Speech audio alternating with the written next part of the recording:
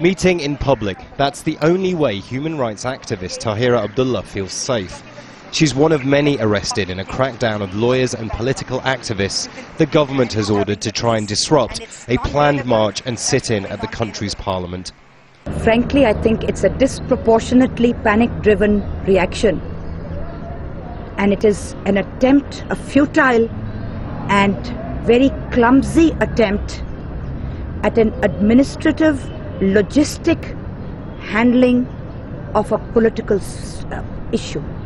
Tahira is just one of the latest victims of what's been dubbed the lawyers' protest movement. The movement was a reaction to the then President Pervez Musharraf's dismissal of Pakistan's Chief Justice Iftikhar Muhammad Chowdhury. Musharraf cited corruption as the reason for dismissal, but Pakistan's judicial community felt the reasons were political. The judge was privy to many politically sensitive cases, including the legality of Musharraf's continuous rule.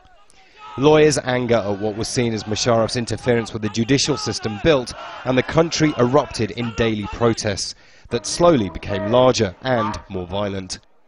As the government tried to quell the movement, normally sober-suited lawyers fought pitched battles with the police. Over the course of the next 12 months, the lawyers took on the government. That eventually led to elections. A coalition government between Pakistan's two biggest parties was formed. Both ran on the platform of an independent judiciary. But only Nawaz Sharif insisted that the sacked Chief Justice be reinstated. Hopes were high that an agreement on the sacked Chief Justice could be reached by the Zardari-led government. And the lawyer movement began to slow down, some say in order to give the government time to address the issue.